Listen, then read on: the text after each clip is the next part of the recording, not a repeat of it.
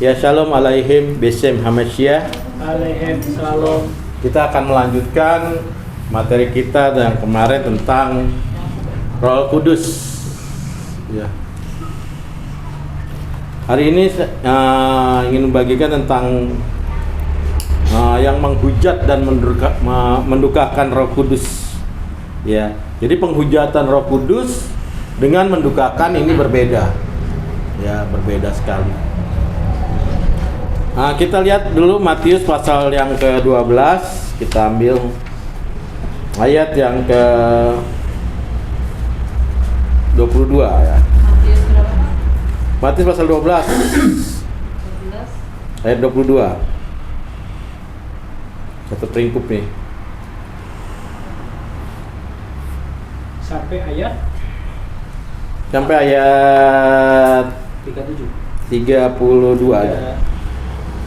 Duduk mana, Mbak? 32. Matius pasal 12 ayat 22 sampai dengan ayat 32, demikian firman Tuhan. Kemudian dibawalah kepada Yesus seorang yang kerasukan setan. Orang itu buta dan bisu. Lalu Yesus menyembuhkannya, sehingga si bisu itu berkata-kata dan melihat. Maka takjublah sekalian orang banyak itu, katanya, ini agaknya anak Daud. Tetapi ketika orang Farisi mendengarnya, mereka berkata, dengan Beelzebul, penghulu setan, ia mengusir setan. Ya, stop. Kita pelan-pelan di sini. Ya, di sini tentang bagaimana Yesus berjumpa dengan Beelzebul. Ya, Satan dalam setan ini atau Satan. Ya, ini terambil dari bahasa Arab sebenarnya, Satan atau setan. Ya, atau iblis yang kita tahu adalah iblis, si ular tua. Ya, Satan ini sebenarnya hanya satu. Ya, hanya satu, dia nggak banyak. Kita lihat di dalam kitab Wahyu pasal 12 ayat yang ke-9.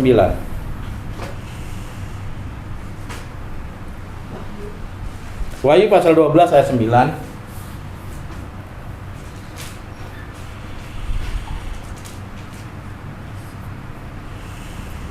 Wahyu pasal 12 ayat 9.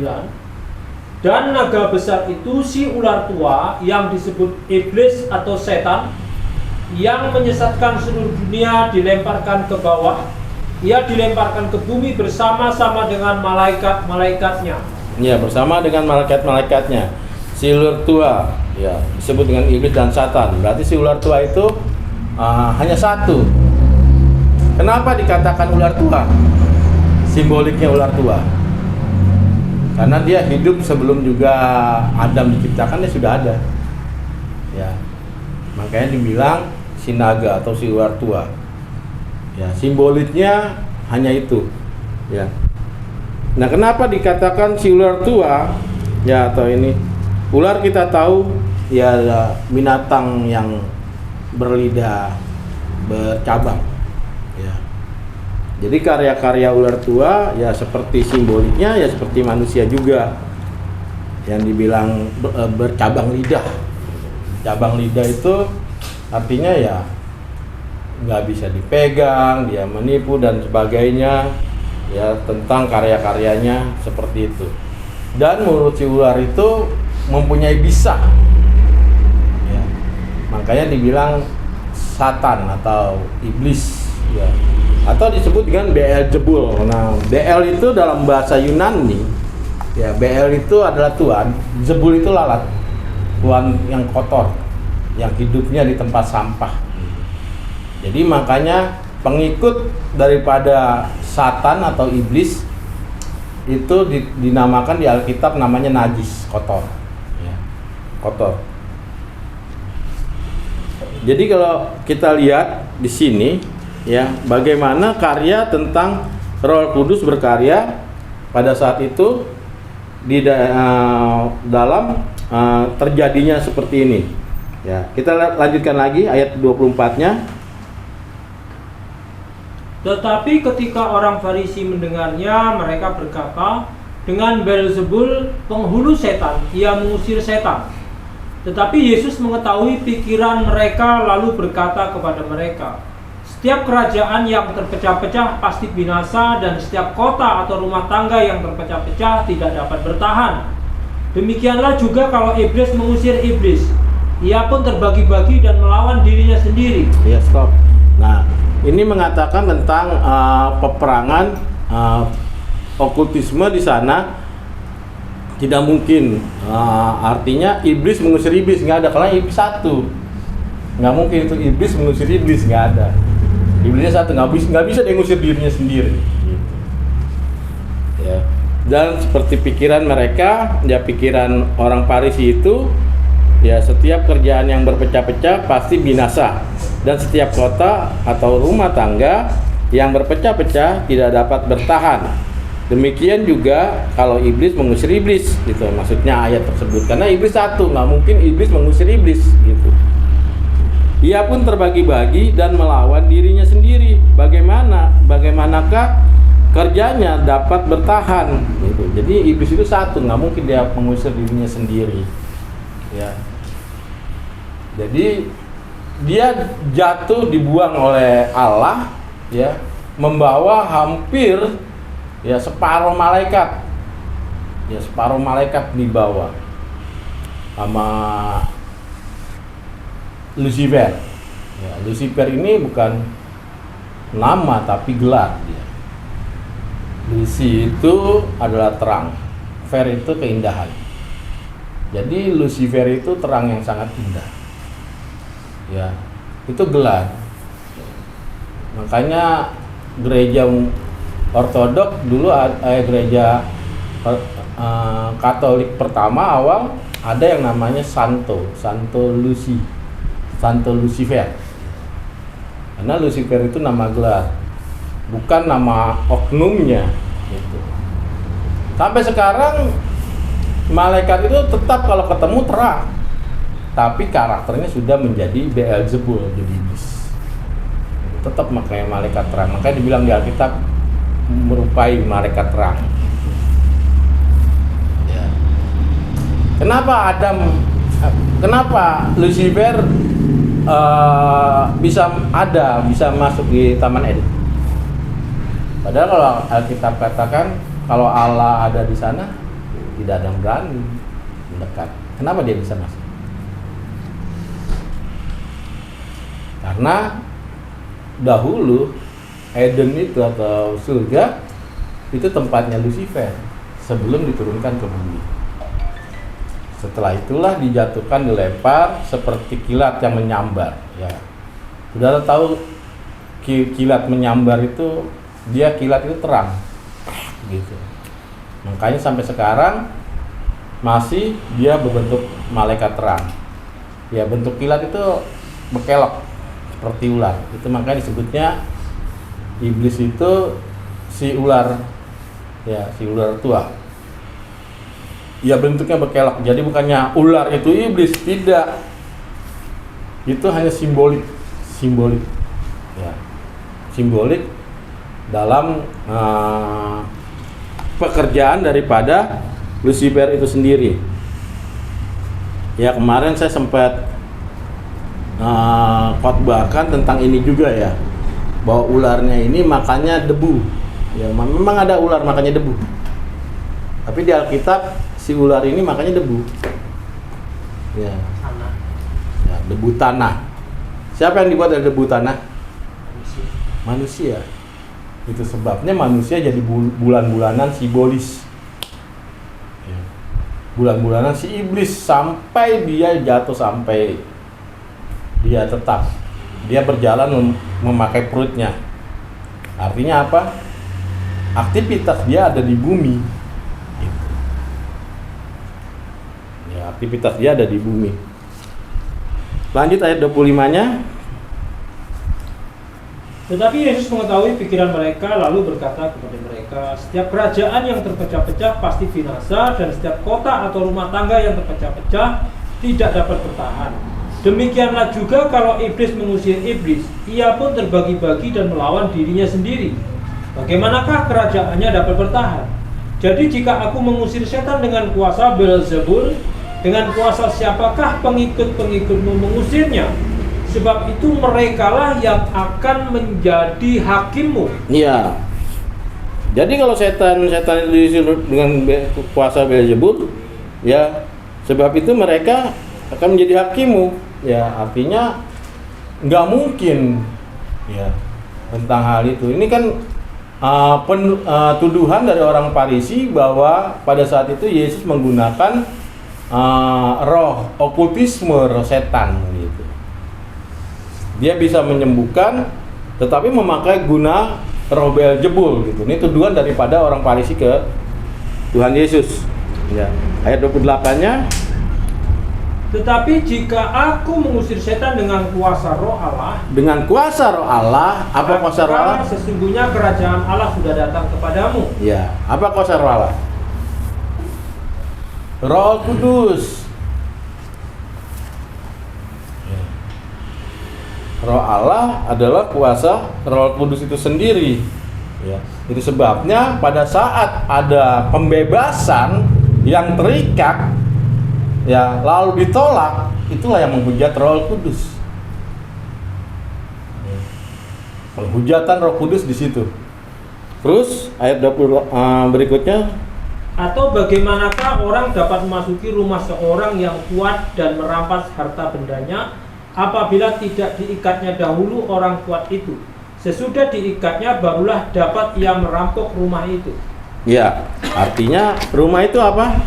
Bicara tentang apa? Pribadi manusia.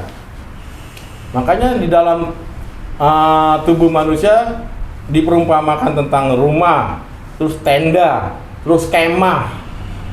Kenapa? Karena roh bersemayam di dalam kemahnya atau rumahnya. Itu sebabnya pada saat tentang kematian, ya, yang hancur rumahnya, tapi rohnya tidak mati, tidak mengalami kematian. Itu sebabnya Yohanes berapa tuh yang mengatakan, walaupun kau sudah mati, tetapi kamu hidup di hadapanku. Yohanes berapa itu? Coba cari.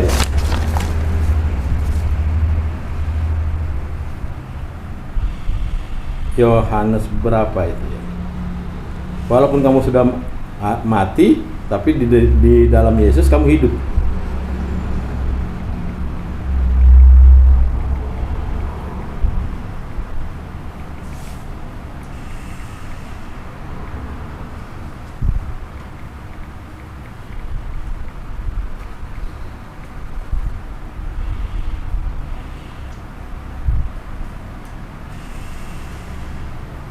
Oh, Yohanes 11 ayat 25.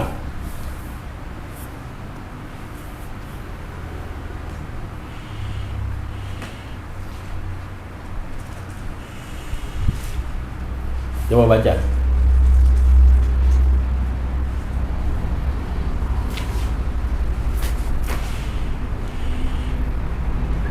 Jawab Yesus, akulah kebangkitan dan hidup. Barang siapa percaya kepadaku, ia akan hidup walaupun ia sudah mati. Walaupun ia sudah mati, itu sebabnya gereja ortodok bisa mendoakan orang yang mati. Walaupun dia sudah mati, tapi karena Kristus dia hidup. Itu sebabnya ada perkataan, apa yang terikat di bumi akan terikat di surga. Kenapa? Karena memang itulah kehidupan kita di dalam Kristus. Walaupun kita mati, tapi karena Kristus kita hidup. Ya, itulah saling mendoakan. Bagaimana tentang orang yang kaya dan yang miskin? Ya. Coba kita lihat orang yang kaya dan miskin.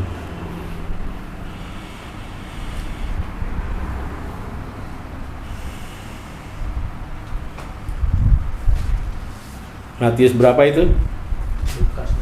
Lukas 16.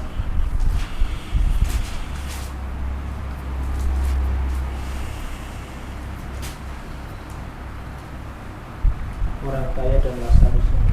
Ya. Lukas 16 ayat 19. Ya. Coba bacakan. Ada seorang kaya yang selalu berpakaian jubah ungu dan kain halus dan setiap hari ia bersukaria dalam kemewahan. Dan ada seorang pengemis bernama Lazarus, badannya penuh dengan borok, terbaring dekat pintu rumah orang kaya itu, dan ingin menghilangkan laparnya dengan apa yang jatuh dari meja orang kaya itu. Malahan anjing-anjing datang dan menjilat boroknya. Kemudian matilah orang miskin itu, lalu dibawa oleh malaikat ke pangkuan Abraham. Orang kaya itu juga mati lalu dikubur. Dan sementara ia menderita sengsara di alam maut, ia memandang ke atas dan dari jauh melihatnya Abraham. Menderita di mana orang kaya itu? Alam maut. Dikubur. Berarti ada nggak siksa kubur? Berarti ada siksaan kubur nggak? Ada. Karena semuanya itu belum ada surga dan neraka, masih namanya pangkuan Abraham atau yang disebut dengan Hades. Ya. Orang-orang yang setia kepada Yesus, yang menyatu dengan Kristus, akan dibawa yang namanya ke Pardes. Yang di luar daripada Kristus akan dibawa ke Tartarus. Ya. Masih ada tempat penantian. Ya, belum ada surga dan neraka. Jadi semua itu sama seperti padang mahsyar itu. Iya, di Islam itu namanya padang mahsyar. Di kita namanya Hades atau pangkuan Abraham. Ya. Tempat penantian pada saat roh-roh itu dikumpulkan, nanti baru berjalan. Makanya di gereja Ortodoks sering didoakan orang-orang yang sudah dibilangnya bukan mati, tertidur dalam Allah. Kenapa? Karena dia harus diteruskan dengan pembacaan Mazmur, dinaikkan dengan pembacaan Mazmur. Ya. Jadi kalau orang di gereja Ortodoks, kalau orang sekarat, koma, ya nggak dinyanyiin, dibacain Mazmur. Ya, untuk rohnya connect dengan ilahi. Bukan dinyanyi ini tepuk tangan makanya saya bilang udah salah sekali ini. Dan setelah itu ya makanya kita perhatikan kenapa orang kaya ini tidak punya nama ya. Kenapa yang miskin punya nama? Nah, Lazarus ini dari kata Lazarus. Lazarus itu orang yang selalu taat atau setia kepada Allah artinya dalam bahasa Yunani. Nah, orang kaya ini diperumpamakan orang yang tidak taat kepada Allah. Itu sebabnya namanya tidak ada di buku kehidupan. Ada yang tercatat di buku kehidupan, ada yang tidak tercatat di buku kehidupan. Itu sebabnya orang kaya tidak punya nama. Ini simbolik tentang hal kematian. Ya.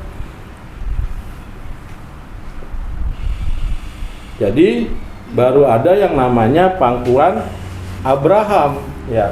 Nah, orang kaya itu kenal nggak dengan keluarganya? Dia kenal kalau kita baca seterusnya. Disitulah di dalam gereja, ya, yang disebut dengan gereja Yesus di Pardes, kita akan memuliakan, memuji itu, kita saling mendoakan. Makanya ada yang namanya tercatat, ada yang namanya tidak tercatat. Terus bagaimana namanya tidak tercatat? Nah, ini. Ya. Sebab orang Yahudi bukan sebatas nama, ya, dikatakan dengan nama Yesus. Kenapa? Nama itu berkuasa. Artinya tradisi Yahudi yang namanya nama itu benar-benar ya sebagai yang sangat penting, ya. Sangat penting sekali, karena itu doa, ya, nama itu doa. Ya. Memang sekarang bikin nama asal-asalan, nggak tahu namanya apa. Apalah arti sebuah nama? Nah, apalah arti sebuah nama? Padahal kalau orang dulu membuat anaknya nama itu doa, namanya selamat, supaya apa? Oh, nanti besar biar selamat, kan itu. Tapi cuma mati juga. Nah, tapi itu doa orang tua loh. Nah, itulah tradisi orang Yahudi seperti itu. Ya. Namanya bagus ya, supaya pembesarnya bagus. Itu dua-dua orang tua, artinya memang sudah ada doa di sana dipanjatkan. Ya, seperti itu. Makanya kenapa dibilang nama Yesus? Nah, karena tradisi Yahudi memang yang namanya nama itu nggak sembarangan, sangat sakral dalam tradisi Yahudi, apalagi nama Yesus. Ya, karena nama Yesus itu suatu nama yang memang sudah ternubuat ya, dari kata YHWH juga, Yeshua Mesias. Ya. Kita kembali lagi ya. Jadi penghujatan itu sendiri ya, bagaimana kita menolak akan keselamatan ya, sama juga dengan sudah Kristen berbalik. Coba kita lihat Ibrani pasal 6 ayat 4 dan 5. 4, 5 sampai 6. Ibrani. Pasal yang ke-6.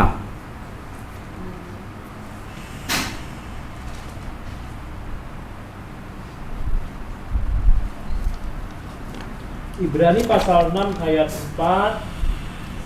Sebab mereka yang pernah diterangi hatinya, yang pernah mengecap karunia surgawi, Ya, stop. dan Artinya yang pernah menerima Tuhan Yesus, yang pernah menyatu dengan Kristus, terus yang pernah mendapat bagian dalam Roh Kudus, ya, dan yang mengecap firman yang baik dari Allah dan karunia-karunia dunia yang akan datang. ya, Namun yang murtad lagi tidak mungkin dibaharui sekali lagi sedemikian hingga mereka bertobat, sebab mereka menyalibkan agi anak Allah bagi diri mereka dan menghinanya di muka umum. ya, itulah penghujatan Roh Kudus yang tidak terampuni. Ya. Terus bagaimana Pak dengan orang-orang yang saat ini murtad? Ya, kita lihat dari kisnya. Ya. Kalau orang-orang kayak Romo Daniel, ya pakar-pakar terus murtad, itu nggak ada pengampunan, itu penghujatan, kan sudah memahami, yang telah memahami Roh Kudus tadi yang Ibrani pasal 6 ayat 5 itu. Nah, banyak orang Kristen juga yang belum memahami kekristenan, itu masih ada pengampunan. Gitu. Dia akan kembali. Tetapi kalau orang sudah memahami, ya, sudah memahami dia murtad, ya, sulit untuk kembali, malah menghujat di muka umum. Ya, contohnya banyak lah. Ya, sekarang ini kan banyak tuh, ya, begitu jadi mualaf menghujat, ini begini, saling menyerang. Ya. Itu sebabnya saya nggak suka sebenarnya, ya, untuk saling menyerang, menginikan. Saya paling suka ya buka aja tentang sejarah. Ya, contoh waktu saya buat di TikTok tentang kalimat Bismillah atau dalam bahasa Aramik Besum Elah, ya, atau Besum Elaha dalam bahasa Ibrani. Dalam teologi bahasa Arab, Bismillah. Jadi kata Bismillah itu sudah ada.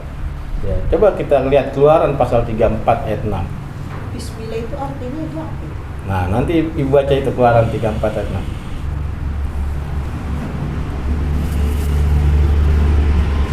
Ayat 6, Pak. Iya. 34.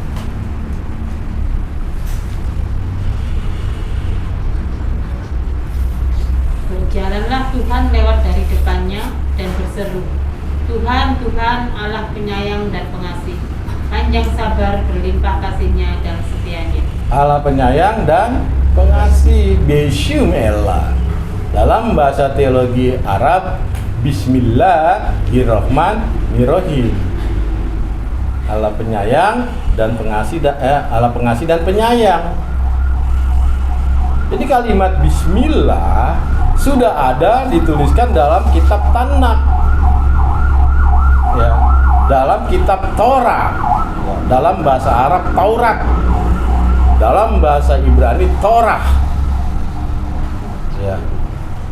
Pengasih dan penyayang dan yang sabar. Ya, Torah atau Torah. Torah itu artinya hukum-hukum. Ya. Atau disebut juga Penta apa ya di dalam? Pentadok. 5 gulungan kitab. Ya. 5 gulungan kitab. Ya. Jadi waktu pertanyaan saya katanya ya kitab yang saya pegang dulu turun dari surga. Kalau turun dari surga, kenapa kata Bismillah sudah ada sebelumnya? Itu karena Musa, agamanya Islam. Kan Islam itu Kan katanya gitu kan? ya. Mulai Adam, Islam semua. Musa, Nah, Nuh, iya Islam semua memang. tuh. Iya, tapi Sampai pemain bola. dalam ininya, dalam sejarah ya Quran itu diturunkan ya sekitar tahun 700-an. Benar. Nah, sedangkan kitab Tanak sendiri ya untuk kanon sebelumnya abad tahun 6 sebelum Masehi itu udah kanon kedua yang disebut dengan kitab Talmud Babylon. Lalu abad ketiga sebelum Masehi dikanon lagi ya dengan Septuaginta dari bahasa Ibrani Aramees menjadi bahasa Yunani. Itu berarti jaraknya jauh sekali tuh. Dengan turunnya Quran sekitar tahun 700-an Masehi ya baru turun di Nuzul Quran yaitu kalau nggak salah di Quran surat Al-Baqarah ayat 185 ya turunnya Al-Quran sebagai Hudan, Bainat dan Furqan ya. Sedangkan ini abad-abad ke-6 sebelum Masehi, tahun sebelum Masehi ini sudah ada kata Bismillah. Gitu. Nah, ini akhirnya menjadi polemik ya bagi saya. Jadi pemikiran kenapa harus ada kata ini. Gitu. Ya inilah sedikit. Ya, makanya saya sering lebih bagus kita membuka memang kalau kita memahami sejarah lebih enak apalagi kita bisa belajar konteks bahasa ya lebih enak lah kita mengerti tentang oh ini begini. Ya banyak di kitab Ezra tentang Besim Ela juga. Ya. Kalau assalamualaikum Pak. Ya assalamualaikum itu sama dengan damai sejahtera. Salam. Salam Ya. alaihim. Shalom alaihim Besem Hamasya gitu. Itu apa artinya Pak?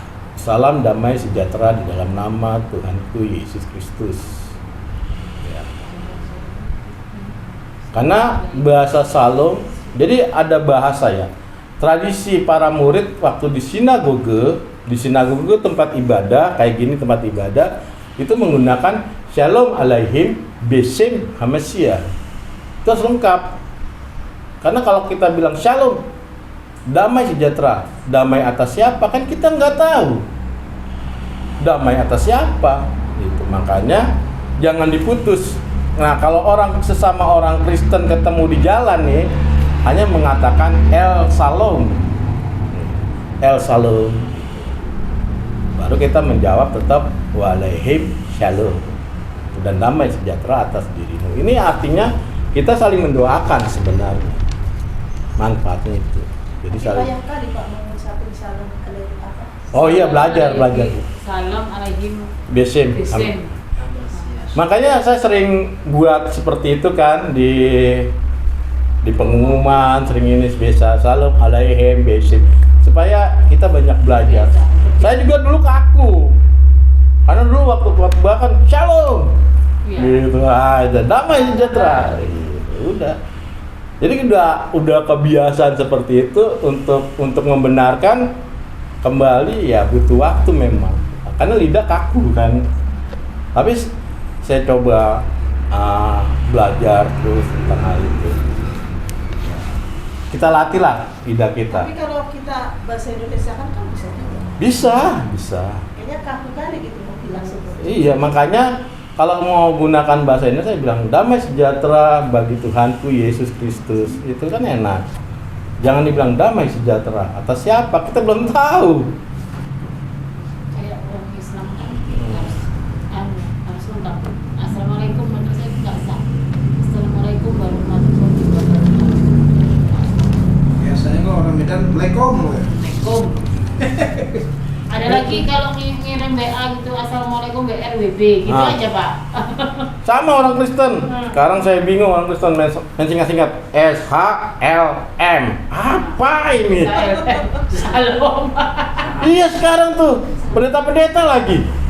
Saya tanya, ini apa, kode apa? Saya bilang, ini kode togel atau kode buntut? Saya bilang. Iya, sekarang udah aneh-aneh. YTM. SHLM. Saya bilang, apa ini? Nggak taunya Shalom. Terus YH apa lagi tuh? ME. Yang Maha Esa katanya. Saya bingung ya. Kayaknya ya BYM. hati-hati karena konteks-konteks bahasa ini ya dalam bahasa di Yunani, di Ibrani dia punya makna. Makanya di bahasa Ibrani ditulis YH WH gitu. Dia punya arti. Ini mentus lagi SHLM. Nah, ya. Biasakanlah kita membenarkan kalimat gitu.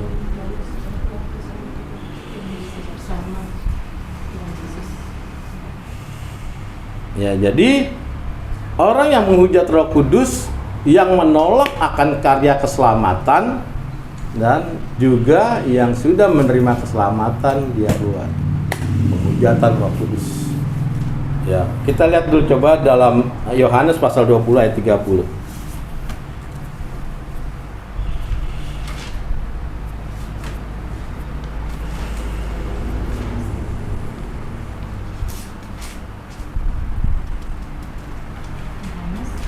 Yohanes 20 ayat 30. Memang masih banyak tanda lain yang dibuat Yesus di depan mata murid-muridnya yang tidak tercatat dalam kitab ini. Tetapi semua yang tercantum di sini telah dicatat supaya kamu percaya bahwa Yesuslah Mesias, Anak Allah, dan supaya kamu oleh imanmu memperoleh hidup dalam namanya. Ya, dalam namanya itu, dalam namanya. Oleh imanmu apa? Dari rohnya. Ya, kenapa Petrus bilang engkaulah anak Allah yang paling tinggi. Hanya roh Allah lah yang bisa mengatakan itu. Kenapa? Karena nggak sembarangan. Ya, itu karya Roh Kudus. Semuanya karya Roh Kudus. Apa sih susahnya? Misalnya saya bilang Pak Ferdi, Maga Purba. Gampang. Kenapa harus pakai roh Allah? Kan ada sesuatu yang besar di situ. Jadi yang bisa menyebut Yesus sebagai anak Allah yang menyelamatkan kita itu karya-karya Roh Kudus. Ya. Nah, itu kita tolak, itulah penghujatan penyaliban kedua. Ya. Coba kita lihat apa konsekuensinya, ayat yang ketiga, yang Matius 12 ayat ke 32. Apabila seorang mengucapkan sesuatu menentang anak manusia, Ya, ia akan diampuni. akan diampuni. Tetapi jika ia menentang Roh Kudus, ia tidak akan diampuni di dunia ini tidak, dan di dunia yang akan datang pun tidak. Tuh, sudah diterima di bumi dan akhirat. Kenapa? Ya, bukan berarti Roh Kudus itu lebih penting, tidak. Karena semuanya yang mengatur, yang berprogram itu Roh Kudus. Kita bisa menerima Yesus karena Roh Kudus. Roh Kudus diutus Allah supaya apa? Supaya kita juga bisa mengakui bahwa Yesus sebagai Tuhan. Itu sebabnya ya, menghujat daripada Roh Kudus tidak diampuni di dunia ini, bahkan di dunia yang akan datang.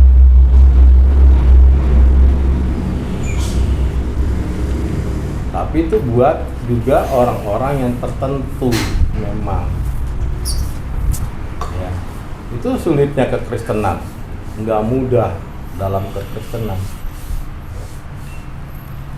banyak orang-orang Kristen juga yang belum memahami tentang kekristenan sendiri. Bila mana dia murtad, dia mau kembali, itu masih ada pengampunan karena dia belum memahami. Walaupun si pastor pendeta. Sekarang kan banyak pendeta jadi-jadian. Ya. Kalau tahu, ketemu udah jadi pendeta. Dulu ini satu tongkrongan, ketemu jadi pendeta. Kapan dia ini jadi pendeta? Pekerjaan. Ya itu. Kan saya bilang tadi, tidak semua pendeta juga bisa memahami kekristenan. Ya. Bisa juga dia murtad. Tapi kalau dia ada kesempatan kembali, Tuhan ampuni. Yang nggak bisa tuh orang yang sudah memahami. Itu nggak bisa loh, pengampunan. Sulit untuk dia kembali, bahkan menghujat di muka umum. Ya. Sebabnya kekristenan itu harus kita jaga keselamatan itu. Ya, sampai nanti mati. Baru menerima keselamatan yang hakiki. Jadi artinya kalau ada penghujatan Roh Kudus yang tidak diampuni, berarti janji Allah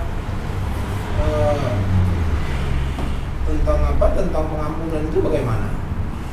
Apa tidak berlaku atau terkhusus kepada orang yang menghujat Roh Kudus tidak berlaku karya penyelamatan itu?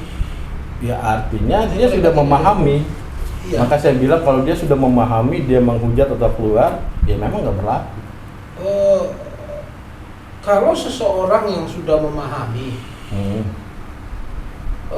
ternyata murtad, Ya. berarti kan dia belum memahami makanya murtad. Kalau sudah memahami mana mungkin murtad? Belum tentu juga. Ya kan, kalau dia sudah memahami, dia tidak akan murtad. Tapi karena dia mungkin tidak memahami, maka dia murtad. Artinya ada sesuatu yang belum dia pahami sehingga dia bisa murtad. Contohnya ada beberapa pendeta itu yang boleh dikatakan ya memang akhirnya jadi ustadz kan? Iya. Jadi ustadz. Nah, si Manehem Ali, kemudian si apa kan? Si apa yang orang Papua itu? Iya. Nah, model-model begitu kan? Nah, hal-hal yang kayak gitu tuh kan justru ya dia tidak memahami sebetulnya siapa itu Allah, siapa itu Yesus kan? Nah, sehingga mereka mendukakan seperti itulah, menghujat malah. Iya, memang sudah ada nubuatannya. Makanya saya bilang orang yang seperti itu ya biasanya ada sesuatu, bukan karena dia tidak memahami. Uang. Ada sesuatu motivasi dari awal yang salah sehingga dia terjadi seperti itu. Ya. Bukan dia tidak paham tentang pengajaran, dia paham. Tetapi motivasi awal yang membuat itu banyaklah hal-hal yang memang jatuh. Ya saya nggak mau sebut orang-orangnya. Artinya ada yang sakit hati karena nggak dapat jabatan. Padahal dia tinggi teologinya. Sehingga pada saat dia murtad, ya bukannya dia ada penyesalan, malah menghujat seperti yang dilakukan nubuatan tadi dalam Ibrani pasal 6 ayat 6. Dia akan menghujat Yesus di muka umum. Nah, bagaimana dengan firman Allah yang mengatakan aku datang untuk mencari domba yang tersesat? Ya. Ya artinya aku datang untuk mencari yang manusia berdosa. Ya. Makanya dia meninggalkan 99 ekor yang lain dan mencari yang satu yang tersesat, dombanya kan? Karena yang 99 tidak memerlukan katanya kan? Nah, kalau orang ada yang seperti ini, artinya mendukakan Roh Kudus tidak diampuni, itu karya penyelamatan itu bagaimana gitu? Itu bukan mendukakan ya. Yang saya bilang kita baru bicara tentang penghujatan. Iya, menghujat Roh Kudus. Orang yang menghujat Roh Kudus tadi, coba lihat di Ibrani pasal 6 konteksnya ayat 4 sampai 5. Kalau yang Bapak bilang itu orang belum mengenal Yesus, masih dalam bimbingan. Tapi ini coba lihat. Karya penyelamatan itu. Iya. Ibrani berapa? Ibrani pasal 6 ayat 4 sampai 6.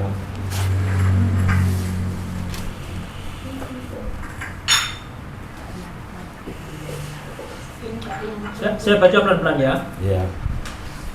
Sebab mereka yang pernah diterangi hatinya, Pernah artinya sudah menerima.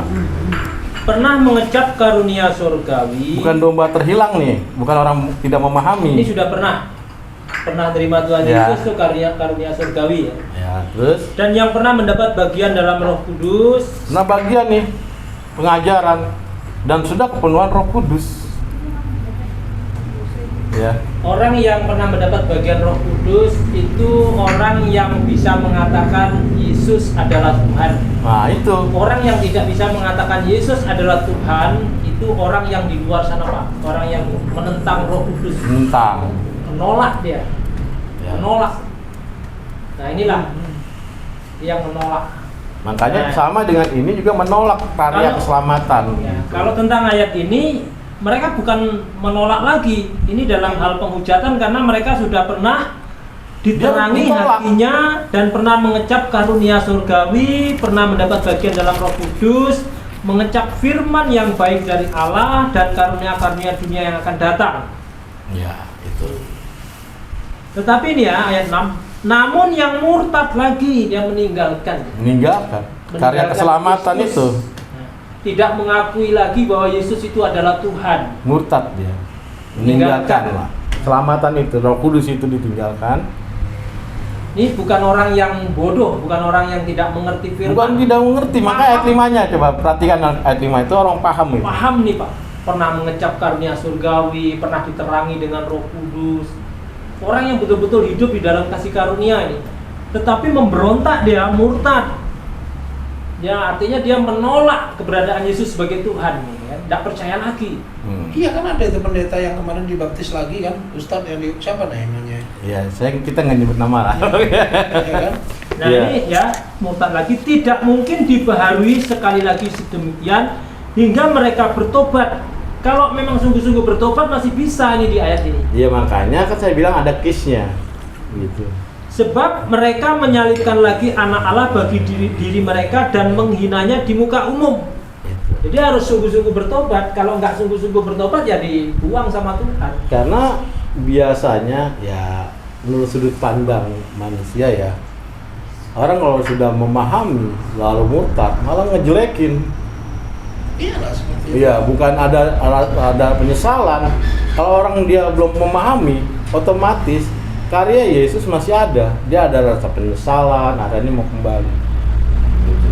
Tapi kalau orang yang sudah mengetahui, udah lebih dalam, dia murtad, pasti kerjaannya menghujat. Itu menjatuhkan, itu udah pasti. Udah dibuatkan. Gitu. Jadi bukan konteks daripada Yesus mencari yang terhilang, bukan. Kalau mencari yang terhilang berarti dia masih belum memahami.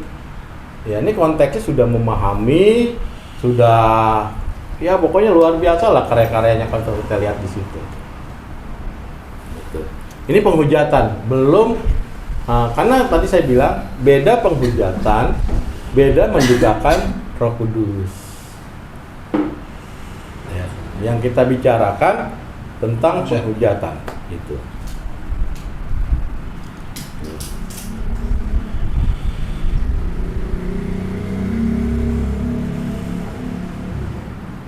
Jadi kita lihat lagi dalam 1 Korintus pasal 12 ayat yang ketiga. 1 Korintus pasal 12 ayat yang ketiga. Karena itu aku mau meyakinkan kamu bahwa tidak ada seorang pun yang berkata-kata oleh Roh Allah, Yang tidak bisa berkata-kata oleh Roh Allah atau Roh Kudus. tidak ada seorang pun yang berkata-kata oleh Roh Allah dapat berkata terkutuklah Yesus. Nah itu. Dan tidak ada seorang pun yang dapat mengaku Yesus adalah Tuhan selain oleh Roh Kudus. Oleh Roh Kudus. Itu sebabnya menolak akan Roh Kudus sama juga menolak Roh Allah, itu sebabnya penghujatan yang tidak diampuni. Nah, orang menolak tentang karya Roh Kudus atau menghujat Roh Kudus, sudah menerima keselamatan atau belum menerima keselamatan dia menolak,